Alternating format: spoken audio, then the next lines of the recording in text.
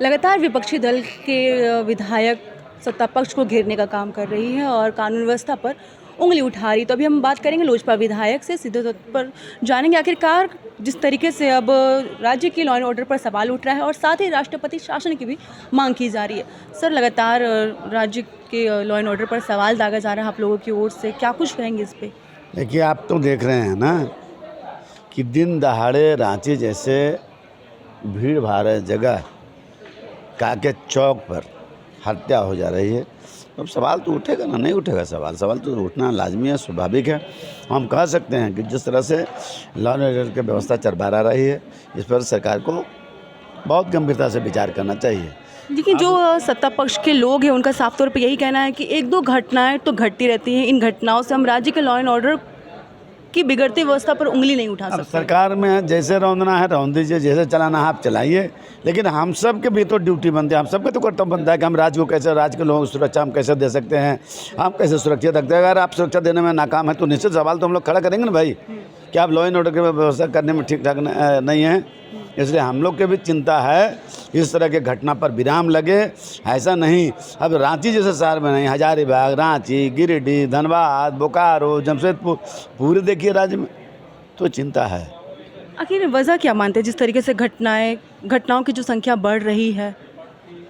देखिए, निश्चित तौर पे हम कहते हैं कि वजह क्या है, सरकार को तत्परता इस पर देखना पड़ेगा। एक घटना के बाद सचेत नहीं हो रहे, दूसरा घटना में सचेत नहीं, तीसरा घटना में सचेत नहीं हो रहा, तो इनको तो सचेत रहना पड़ेगा।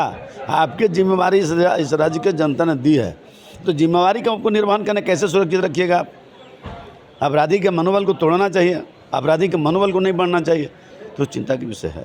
भाजपा की ओर से अब राष्ट्रपति शासन की मांग की जा रही है, इस पे आप क्या करें? भाई, हमारा कहना है कि भाजपा की ओर से हम भी कहते हैं कि जहाँ लॉ एंड ऑर्डर चरमराएगा तो सारे आम पब्लिक भी इस तरह का आरोप लगाएंगे, इस तरह की बात रखेंगे कि राष्ट्रपति शासन लगे। ये सब लोग करें। आज रांची बंद था और आप लोगों का भी समर्थन रहा। बिल्कुल, रांची बंद था, हम लोग साथ में थे, लोक जनशक्ति की पार्टी पूरा साथ खड़ा थी।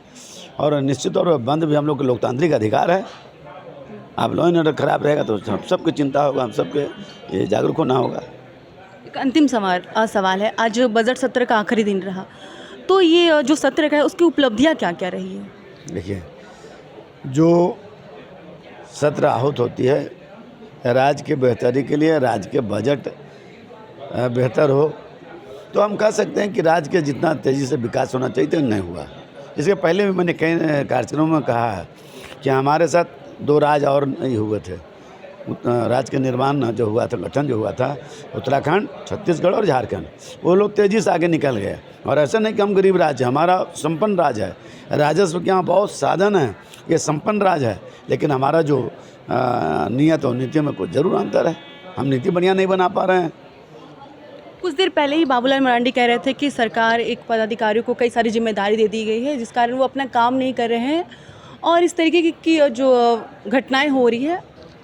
देखिए, हमारा कहने का मतलब है कि हमारा नेता आदरणीय बाबूलाल जी जो बात बोल रहे हैं उसको काट तो हम नहीं सकते हैं। निश्चित तौर पे वो अनुभव के आधार पर बोलते हैं। तो आपका क्या अनुभव जिस तरीके से एक एक पदाधिकारी को कई सारी जिम्मेदारी दी जा रही है? देखिए, हमारा कहने के बाद सरकार इनकी चलाना है। अभी क्या चाहते हैं, कैसे चलाना चाहते हैं, सरकार पर डिपेंड करता है, इसलिए पूरी जिम्मेवारी सरकार पर है।